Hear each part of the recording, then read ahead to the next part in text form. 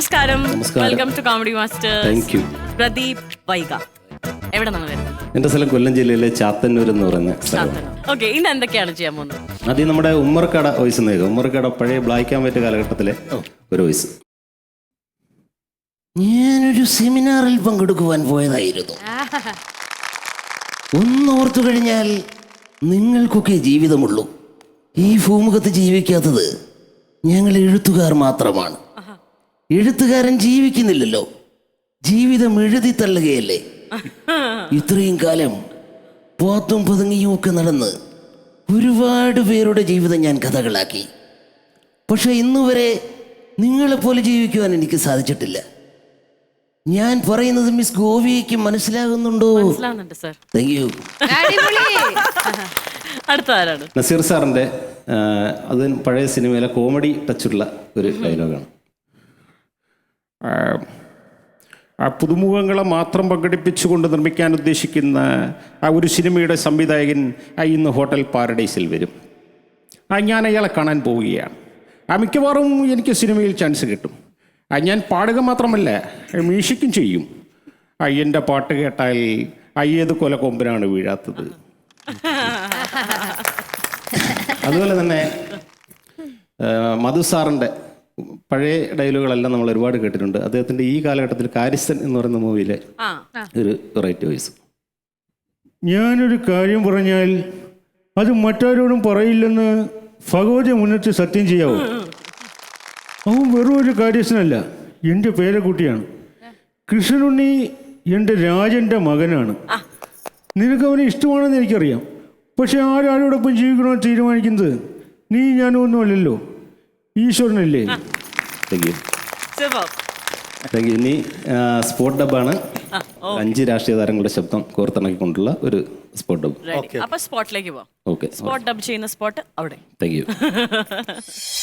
സ്പീക്കറെ നീക്കണം എന്ന പ്രമേയം അവതരിപ്പിക്കുന്നതിനിടയിൽ സ്പീക്കറെ അഭിനന്ദിക്കേണ്ടി വന്ന അപൂർവതയ്ക്ക് കൂടി ഈ പ്രമേയ അവതരണം സാക്ഷ്യം വഹിച്ചു എന്ന് ഞാൻ ചൂണ്ടിക്കാണിക്കുകയാണ്. 1000 കുറ്റവാളികൾ രക്ഷപ്പെട്ടാലും ഒരു നിരപരാധി പോലും ശിക്ഷിക്കപ്പെടരുതെന്ന് അനുശാസിക്കുന്ന അടിസ്ഥാന പ്രമാണമാണ് നമ്മുടേത്. പത്രവാർത്തകളുടെ അടിസ്ഥാനത്തിലല്ല, വസ്തുതകളുടെ അടിസ്ഥാനത്തിൽ വേണം ആരോപണങ്ങൾ ഉന്നയിക്കുവാനും പ്രമേയങ്ങൾ കൊണ്ടുവരുവാനും. അല്ലാത്ത പക്ഷം ജനങ്ങളുടെ മുൻപാകെ നിങ്ങൾ പരിഹാസ്യരായി മാറുക തന്നെ ചെയ്യും. PS അച്യുതാനന്ദനെ ക്യാപിറ്റൽ പണിഷ്മെന്റ് നടത്തണം എന്നുള്ള തരത്തിൽ ക്രൂശിക്കാനുള്ള മുദ്രാവാക്യങ്ങൾ ഇന്ന് വിളിക്കുന്നുണ്ട്. ക്യാപിറ്റൽ പണിഷ്മെന്റ് ഞങ്ങൾ നേരിട്ടവരാണ്. ക്രൂരമായ മർദ്ദനവും അതേപോലെ തന്നെ തൂക്കുകയറും എല്ലാം വെല്ലുവിളിച്ചുകൊണ്ട് നേരിട്ട ഞങ്ങളെ ഇപ്പോൾ ക്യാപിറ്റൽ പണിഷ്മെന്റ് എന്ന് പറഞ്ഞ് ഭയപ്പെടുത്താൻ ശ്രമിച്ചാൽ അത് വിലപ്പോകില്ലെന്ന് കൂടി ഈ അവസരത്തിൽ ഞാൻ അറിയിക്കുകയാണ്. മനുഷ്യന്റെ ഉൽപ്പത്തിയെ സംബന്ധിച്ചുള്ള വിശ്വാസത്തിന്റെ പ്രമാണം തന്നെ ഈ ഭൂമുഖത്ത് ജനിച്ചു വീഴുന്ന സകല കുഞ്ഞുങ്ങളും അല്ലെങ്കിൽ സകല മനുഷ്യരും ഒരേ മാതാപിതാക്കളുടെ സന്താനങ്ങളാണ്, മക്കളാണ്. മതമുള്ളവനും മതമില്ലാത്തവരുമായിട്ടുള്ള സകല മനുഷ്യ സമൂഹവും ഒരേ മാതാപിതാക്കളുടെ മക്കളാണെന്നുണ്ടെങ്കിൽ അതിൽ പരം വലിയ മാനവികത എന്നുള്ളത് എന്താണെന്ന് നമുക്ക് പ്രകീർത്തിക്കാൻ അല്ലെങ്കിൽ വിശദീകരിക്കാൻ കഴിയുക. ഇന്ത്യൻ മുഖ്യമന്ത്രിമാരിൽ ഇത്രയധികം കഷ്ടപ്പെടുന്ന ഒരു 2ാം മുഖ്യമന്ത്രിയുടെ പേര് നിങ്ങൾക്ക് പറയാം. ആരുമില്ല. എല്ലാവരുടെ കൂടെ ജീവിക്കുന്ന, എല്ലാവരുമായി ഒത്തുപോകുന്ന അങ്ങനെ ഒരു മുഖ്യമന്ത്രിയെ കാണാൻ പറ്റുമോ? അത് തന്നെ കേരളത്തിന്റെ ഭാഗ്യല്ലേ. Thank you. നസീർക്കോട് തന്നെ ചോദിക്കാം. നസീർക്ക് എങ്ങനെ ഉണ്ടായിരുന്നു? സ്പോട്ട് ഡബ് എനിക്ക് എന്നും അത്ഭുതമാണ്. കാരണം സിനിമ നമ്മളും ഡബ് ചെയ്യാറുണ്ട്. നമ്മുടെ ക്യാരക്ടറിന് തന്നെ എപ്പോൾ ഡബ് ചെയ്യുമ്പോൾ എത്രയോ പ്രാവശ്യം ചെയ്തിട്ടായിരിക്കും നമ്മുടെ ഒരു ഡയലോഗ് ചിലപ്പോൾ അത് സിങ്ക് ആവുന്നുള്ളതാണ്, മോഡുലേഷൻ കുത്തുകയാണെങ്കിൽ. ഇപ്പം ഇവരുടെ ഈ പ്രസംഗം അത് കൃത്യമായിട്ട് പഠിച്ച് അതൊരു ലിപ്പ് പോലും മിസ്സാവാതെ ഉക്കരനായിരുന്നു കേട്ടോ. പ്രേമചന്ദ്രൻ സാറൊക്കെ ഗംഭീരമായിട്ടുണ്ട്, നന്നായിട്ട് ചെയ്തു. നിങ്ങൾ ഇത്രയും പേരുടെ കൃത്യമായിട്ടുള്ള ഡയലോഗ്സ് കാണാതെ പഠിച്ച് ലിപ് മൂവ്മെന്റ് കറക്റ്റാക്കി ആ ശബ്ദം ഇമിറ്റേറ്റ് ചെയ്ത് ചെയ്യുക എന്ന് പറയുന്നത് നിങ്ങളുടെ കലാകാരന് ഒരുപാട് റെസ്പെക്ട് ചെയ്യുന്നു. All the very best. Super. ഞാൻ പ്രത്യേകിച്ച് പറയേണ്ട കാര്യമില്ലല്ലോ, ഇവര് വലിയ രണ്ടുപേര് പറഞ്ഞു കഴിഞ്ഞു. അങ്ങനെയല്ല റിമിക്ക് പറയാം. അല്ല, എനിക്ക് ആ ടൈമിങ്ങിൽ അത്ഭുതം. അവരെടുക്കുന്ന ഒരു ശ്വാസം പോലും വിടാതെ എന്നിട്ട് അപ്പുറത്തിൽ പിടിക്കുന്നത്, അത് പോയോ, അത് ഭയങ്കര.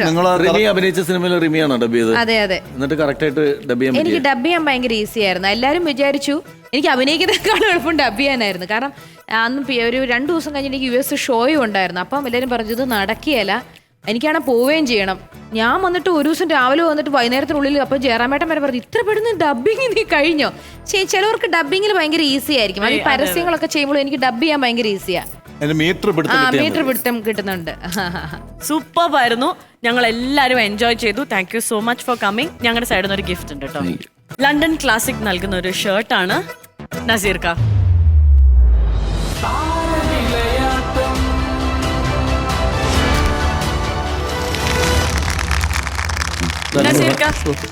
ഒരു കാര്യം കൂടെ പറഞ്ഞിട്ട്, ഞാൻ ഈ മിമിക്രിയിൽ വന്നിട്ട് കുറേ വർഷമായി. ഒരു 98 കാലഘട്ടത്തിൽ പ്രൊഫഷണലി വന്നതാണ്. പക്ഷേ അതിന് മുന്നേ 10ാം ക്ലാസ് കഴിഞ്ഞപ്പോഴത്തേക്ക് നിങ്ങളുടെ സാഗർ എന്ന് പറഞ്ഞ സമിതി ഉണ്ടല്ലോ, അതിൻ്റെ കാസറ്റുകളൊക്കെ കണ്ടിട്ട് ഒരിക്കൽ കൊച്ചിയിൽ വരാൻ വേണ്ടി ഞാൻ വീട്ടിൽ നിന്ന് ഇറങ്ങി. ഞങ്ങളുടെ വീട്ടിനടുത്ത് 1.5 കിലോമീറ്ററേ ഉള്ള ഹൈവേയിൽ വന്ന് രാവിലെ ഒരു 6 മണിക്ക് ബസ് കാത്ത് നിൽക്കുകയാണ്. അപ്പോൾ ഞങ്ങളുടെ ബന്ധത്തിൽപ്പെട്ട ഒരാൾ കണ്ടു. പുള്ളി എന്നിട്ട് എൻ്റെ അടുത്ത് ചോടെ പറഞ്ഞു ചോദിച്ചു. 10ാം ക്ലാസ് കഴിഞ്ഞേ ഉള്ളൂ.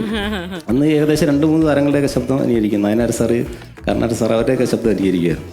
അപ്പോൾ ഞാൻ പറയുന്നത് എനിക്ക് കള്ളം പറയാൻ തോന്നിയില്ല. ഞാൻ പറഞ്ഞത് എനിക്ക് എറണാകുളത്ത് പോവുകയാണ്. എറണാകുളത്ത് പോകുന്നോ നീ എന്തിനെന്ന് ചോദിച്ചു. പറയുന്നത് എനിക്ക് മിമിക്രി ജോലിയിൽ ചേരാനാണ്. ഒരു കമ്പ് പിടിച്ചിട്ട് ഓർഡറാ വീട്ടിലെന്ന് പറഞ്ഞു. അന്ന് മുതലേ എൻ്റെ ഒരു ആഗ്രഹമാണ് പരിചയപ്പെടണമെന്ന്. പക്ഷെ അതിനൊരു വേദി കോമഡി മാസ്റ്റേഴ്സ് ഒരുക്കി തന്നെ ടിവിയോടുള്ള നന്ദി. ഇതേപോലെ തന്നെ 10ാം ക്ലാസ് കഴിഞ്ഞിട്ട് നമ്മൾ മിമിക്രിയൊക്കെ ആയിട്ട് വന്നു കഴിഞ്ഞിട്ട് ഞാനും ഒരു ദിവസം ഇതേപോലെ ബസ്സിന് കയറി നേരെ എറണാകുളത്തിന് പോവാണ്, കലാഭവനിലേക്ക്. അങ്ങനെ അവിടെ പോയി പിന്നെ അങ്ങനെ പല ട്രൂപ്പുകളിലും ഒക്കെ പോയിട്ടാണ് ഞാൻ സാഗറിൽ നാഷിക്ക ബീക്കയുടെ കൂടെ വരുന്നത്. എന്തായാലും ഓൾ ദി ബെസ്റ്റ് കേട്ടോ. നമുക്ക് എപ്പോഴെങ്കിലും ഇനി വേദിയിൽ ഒരുമിച്ച് കൂടാം. നസീർക്ക പോലെ ഒരു മിനിറ്റ്. അല്ല, ഞാനൊരു കാര്യം പറയട്ടെ. ഈ ആഗ്രഹം അത്ര ഡീപ്പാണെങ്കിൽ എവിടെയെങ്കിലും അത് എത്തും എന്നുള്ളതാണ് അല്ലേ? യെസ്.